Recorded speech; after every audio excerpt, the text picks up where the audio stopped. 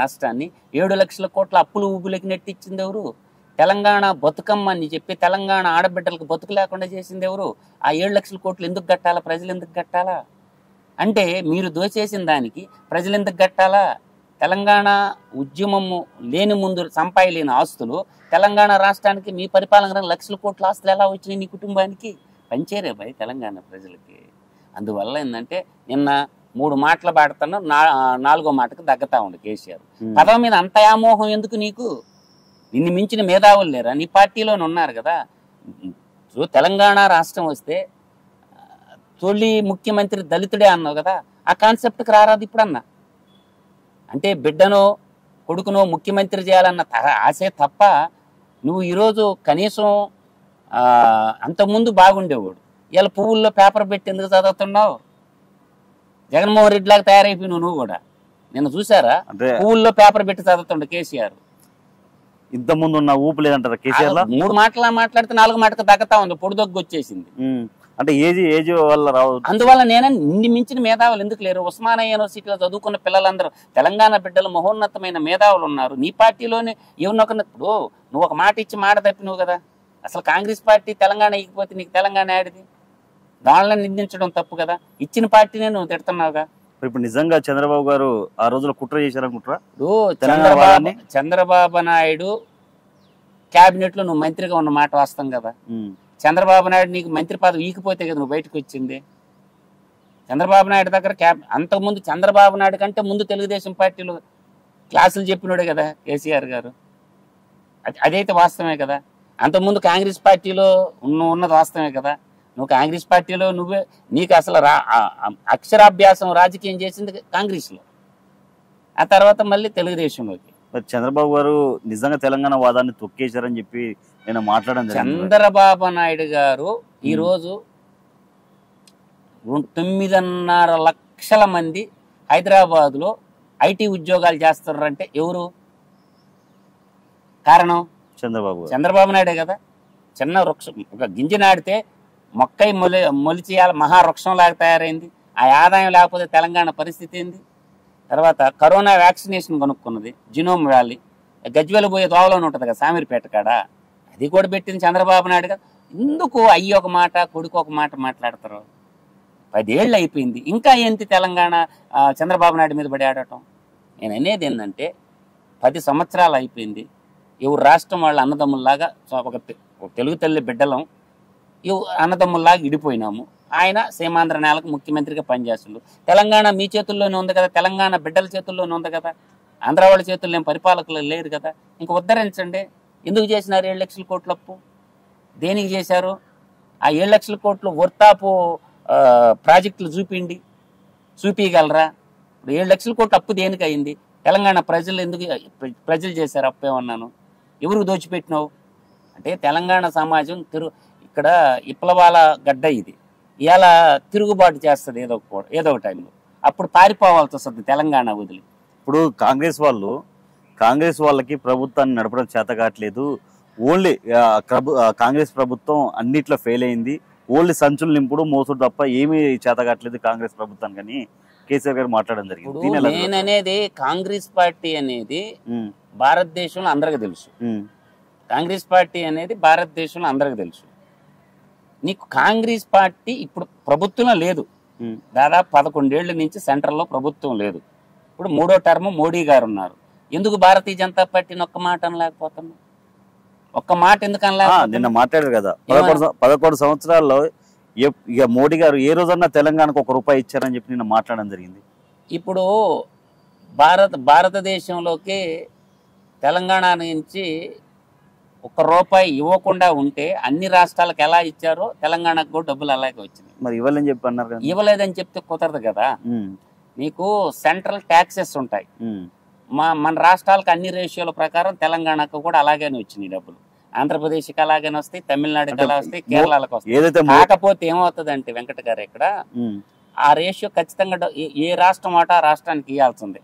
కొత్త ప్రాజెక్టులు ఏమైనా ఈకిపోయి ఉండొచ్చు, అంటే కొత్త ప్రాజెక్టులు అంటే కొత్త ప్రాజెక్టులు ఈవకుండా ఉండొచ్చేమో కానీ రాష్ట్రానికి రావాల్సిన పన్నుల వాటా మాత్రం ఖచ్చితంగా వస్తాయి. ఇప్పుడు ఏంటంటే మన దౌర్భాగ్యం ఏంటంటే ప్రాంతీయ పార్టీలో ఉన్న చోట చెస్ అనేది ఒకటి ఉంటుంది. పార్లమెంట్లో కొట్లాడాలి కదా మీ ఎంపీలు. చెస్లో మా వాటా మాకు 50% మీరు తీసుకుని 50% మాకు ఇవ్వమని అడగాల. ఇప్పుడు పెట్రోల్ మీద చెస్ ఉంటుంది. ఎన్ని రకాల చెస్ ఉంటుంది అంటే ఎడ్యుకేషన్ చెస్ ఉంటుంది, మిలిటరీ చెస్ ఉంటుంది, రోడ్డు చెస్ ఉంటుంది.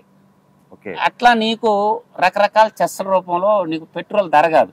మీరు ఎందుకు కొట్లాడకూడదు? ఇప్పుడు నేను ఒక మాట అంటున్నాను, జిఎస్టీలోకి డీజిల్ పెట్రోల్ తెమ్మని ఉద్యమం చేయి. నువ్వు దేశకా నేత కదా, పో రామలీల మైదానంలో పెట్టు నిరాహార దీక్ష. తెలంగాణ కోసం నిరాహార దీక్ష పెట్టినటువంటి వాడు నువ్వు దేశకా నేత కదా, రామలీల మైదానంలో పోయి పెట్రోల్ డీజిల్ని జిఎస్టీ పరిధిలోకి రా మోడీ అని చెప్పి ఆమర నిరాహార దీక్ష దేశం కోసం చేయరు. అది ఇప్పుడు ఆ క్రైటీరియా కూడా చెప్పాలా. విద్యారంగంలో తెలంగాణ ఏ ప్లేస్లో ఉంది, వైద్య రంగంలో ఏ ప్లేస్లో ఉంది, అట్లా పరిశ్రమల రంగంలో ఏ ప్లేస్లో ఉంది, ఉపాధి రంగంలో ఏ ప్లేస్లో ఉంది, ఇట్లా అన్ని రంగాలు చెప్పుకుంటా రావాలి. నువ్వు తెలంగాణ వెనకబడింది అంటే మూర్ఖుడు అంటే ఆ మాట. ఈరోజు భారతదేశంలో ముందున్న రాష్ట్రాల్లో గుజరాత్, మహారాష్ట్ర, తెలంగాణ, తమిళనాడు మొదటి ప్లేస్లో ఉంది. ఇలా ప్రాంతీయ పార్టీ రూలింగ్లో ఉంది కదా, ఇలా మొదటి ప్లేస్లో ఉంది తమిళనాడు. డిఎంకే పార్టీ ఉంది కదా.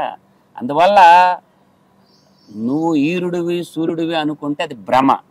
నేను ఒక మాట అంటున్నా, ఈరోజు నాగార్జున సాగర్ ప్రాజెక్టు కట్టింది వాళ్లేగా, కాంగ్రెస్ పార్టీ వాళ్ళేగా.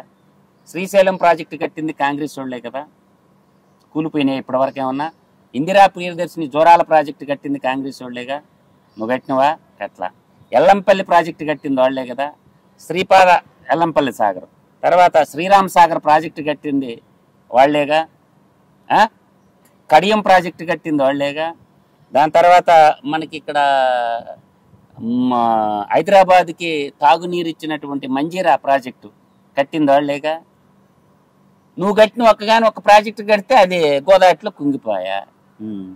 3 కట్టినవు కదా, లక్ష్మీ బ్యారేజ్ అని, సుందిళ్ళ, అన్నవరం అని, కాళేశ్వరం అని పేరు పెట్టి కథలన్నీ చెప్పేసి ఇవాళ జస్టిస్ పినాక చంద్రఘోష్ గారు జడ్జి గారు ఆయన ఇస్తాడుగా జడ్జిమెంట్. ఇక్కడ ఒక్కటే గుర్తుపెట్టుకో, ఇద్దరు కలిసి నాటకాలు ఆడుతున్నారు. తెలంగాణ ప్రజల్ని ఫుట్బాల్ ఆడతారు. ఈ 0.5% ఎలమదొరలు, 12.5% ఉన్న రెడ్డికి సామాజిక వర్గం, 2 కలిపి కూడా 13% తెలంగాణలో ఉండేది. మిగతా అన్ని వర్గాలు 87% ఉన్నాయి.